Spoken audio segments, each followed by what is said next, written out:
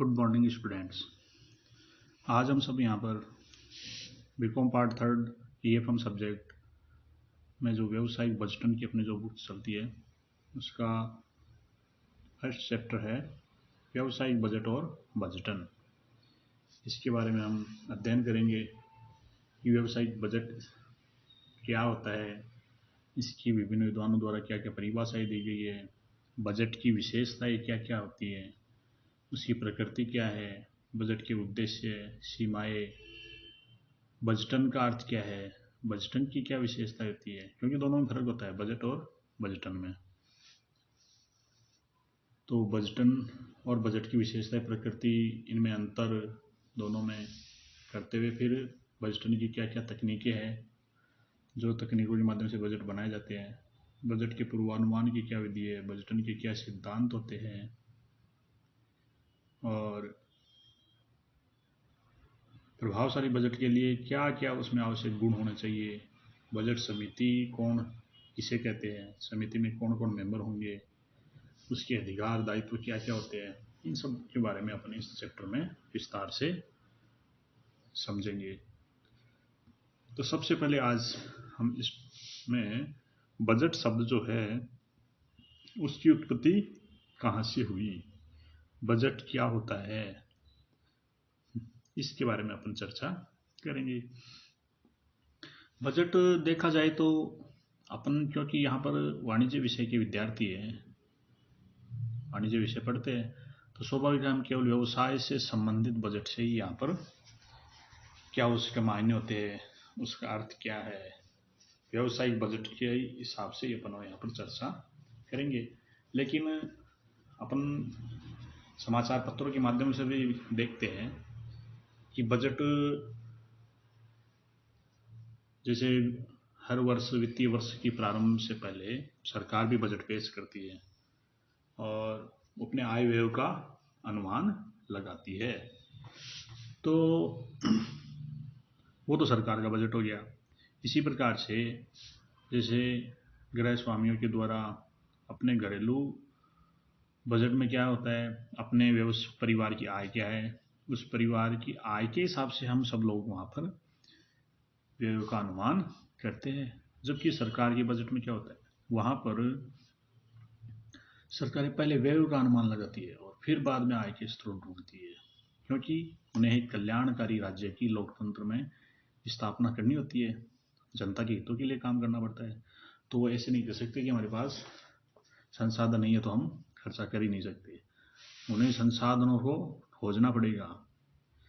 तो इस प्रकार से हम समझ सकते हैं कि बजट एक तरह से पूर्वानुमान है, एक निश्चित अवधि से संबंधी, जिसमें अपन अपने पीछे की जो घटनाएं होती है, जो आर्थिक आंकड़े अपने पास आते हैं, उन सब के आधार पर भविष्य में अपना आय व्यय का क्या अनुमान होगा, उन सब का निर्धारण बजट के माध्यम से किया जाता है।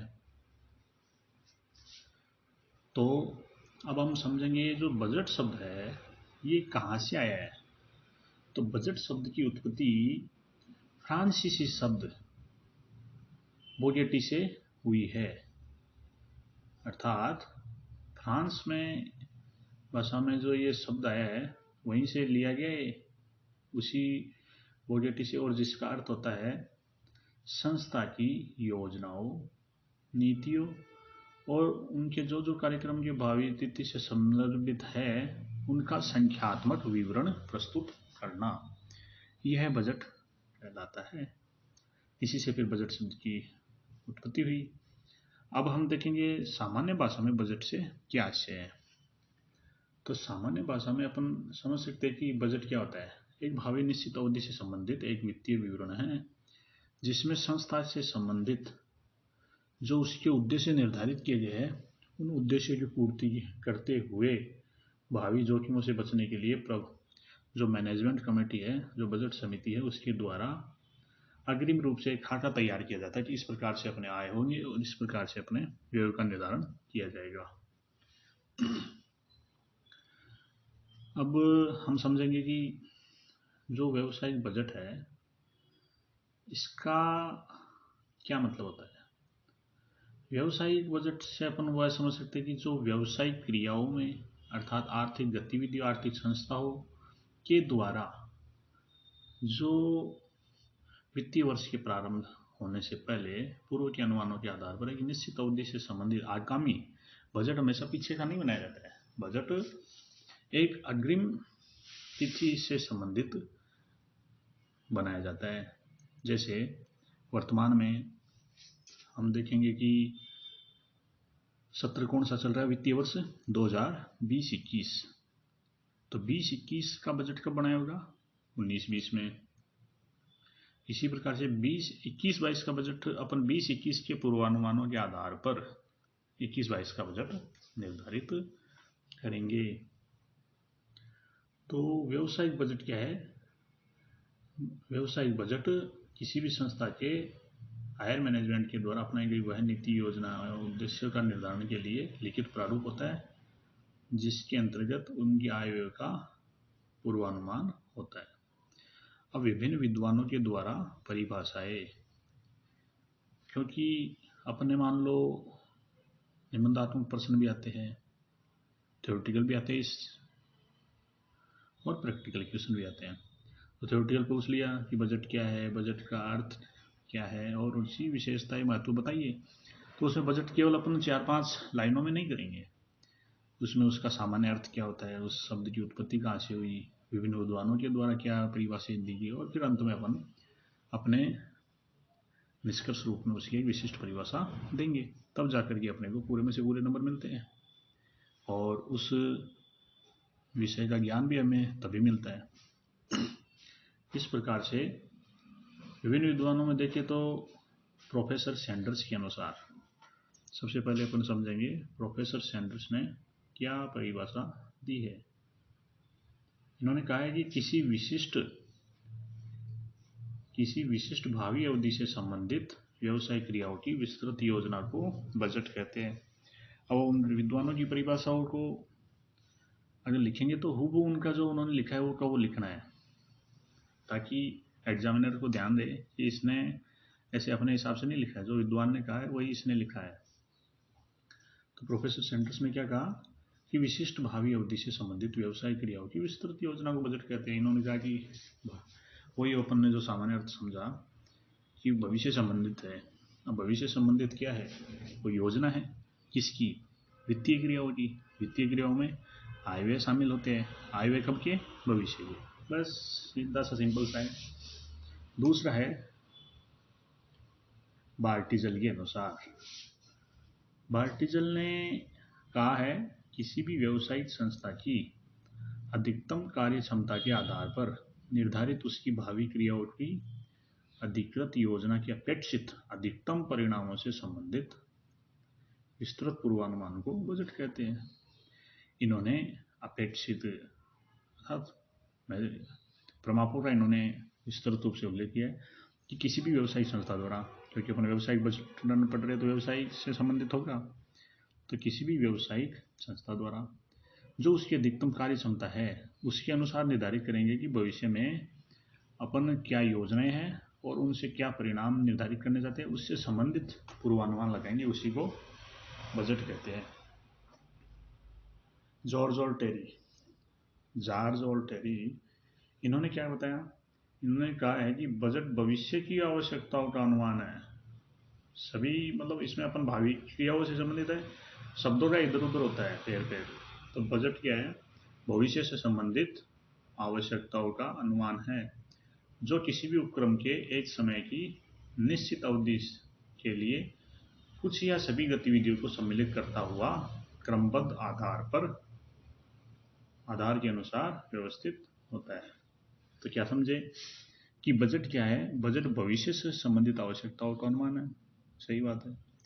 जो किसी भी उपक्रम यानी व्यवसायिक उपक्रम, इन्होंने सामान्य परिभाषा दी है कि उपक्रम की एक समय की निश्चित अवधि, यानी जो भविष्य से संबंधित निश्चित अवधि है कि कुछ या सभी गतिविधियों को सम्मिलित करता। क्योंकि अपन आगे समझेंगे कि बजट के भी कई प्रकार होते हैं, उनके फंक्शंस क्या है।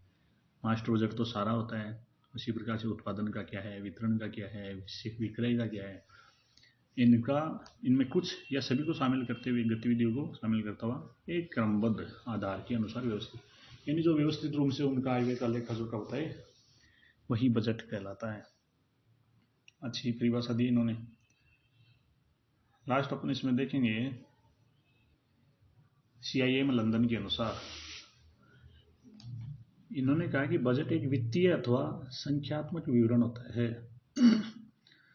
वित्तीय यानी व्यवसायिक क्रिया वित्तीय होता है, जो किसी भी संस्था के निश्चित अवधि से पूर्व अनुमान लगाया जाता है। पूर्वानुमान ही होता है जिसमें विशिष्ट उद्देश्य की प्राप्ति के लिए उस अवधि के अनुसरण करने वाली नीतियों का उल्लेख उसमें होता है। यानी जो भावी अवधि है उससे संबंधित क्या क्या नीतियाँ रहेगी उसके अनुसार अपन उसमें अनुमान लगाएंगे। तो सब परिभाषाएं सामान्य अर्थ के आधार पर अपन क्या कह सकते हैं कि बजट क्या है। बजट एक प्रविवरण है, अर्थात लिखित में होता है जिसमें निर्धारित उद्देश्य की प्राप्ति हेतु किसी भावी अवधि से संबंधित व्यवसाय क्रियाओं की विस्तृत योजना होती है, जो उपक्रम के व्यवसाय की भावी आवश्यकताओं का अनुमान लगाती है। तो अपने बजट क्या है, फ्रांस के शब्द से जिसकी उत्पत्ति हुई है बजट से, और विभिन्न विद्वानों और सामान्य अर्थ समझते हुए अब अपने इसकी विशेषताओं को एक एक करके समझेंगे। बजट की क्या क्या विशेषताएं हैं जो अपन ने इसकी परिभाषाओं में समझा कि बजट क्या है। बजट एक निश्चित अवधि से संबंधित है, बजट के निर्धारित उद्देश्य होते हैं, एक विस्तृत भावी योजना आती है, लिखित में होता है प्रविवरण, ये वित्तीय आंकड़ों का होता है, व्यवसाय का एक अभिन्न अंग है, बजट एक प्रमाप है, यानी निर्धारण। सभी जो विद्वानों की परिभाषा है उनमें से एक एक करके उनकी विशेषता होगी। तो निश्चित अवधि से संबंधित, निश्चित अवधि क्या होगी, सामान्यतः एक वर्ष की होती है, और हम चाहे तो मासिक, त्रैमासिक, द्विमासिक, अर्धवार्षिक कैसे भी बना सकते हैं इसको। इसके निर्धारित उद्देश्य होते हैं। बजट क्या होता है कि संस्था के उद्देश्य के हिसाब से तैयार किया जाता है, तो उन उद्देश्य के अनुसार बजट का निर्धारण किया जाता है। विस्तृत भावी योजनाएं, बजट में व्यवसाय की जो क्या आपके लक्ष्य है, क्या नीतियां है, उनके अनुसार भावी यानी निश्चित अवधि से संबंधित योजनाएं तैयार की जाती है। लिखित प्रारूप, लिखित प्रारूप बजट क्या आता है कि मौखिक नहीं होता है, क्योंकि आंकड़ों को अपन कितना याद कर सकेंगे, इसलिए क्या किया जाता है, लिखित में तैयार किया जाता है। वित्तीय और भौतिक बजट होता है। बजट क्या है, वित्तीय रूप से यानी आंकड़ों के रूप में जो वित्त समंक अपने को प्राप्त होते हैं उनका होता है, और भौतिक रूप से इन्हें तैयार किया जाता है ताकि लक्ष्य की पूर्ति की जा सके। व्यवसाय का अभिन्न अंग, बजट व्यवसाय का एक अभिन्न अंग कैसे, जिस पर क्योंकि बजट अच्छे से तैयार किया गया और उसके विभागों में कोऑर्डिनेशन बैठा करके संस्था के लक्ष्य की पूर्ति प्राप्त की जाती है। अतः हम कह सकते हैं कि बजट क्या है, बजट व्यवसाय का अभिन्न अंग है। बजट एक प्रमाप के रूप में भी निर्धारित करते हैं। प्रमाप से तात्पर्य है अपन स्टैंडर्ड तय कर देते हैं कि इन संस्थाओं के लक्ष्य है, इनकी पूर्ति अब सबको करनी है।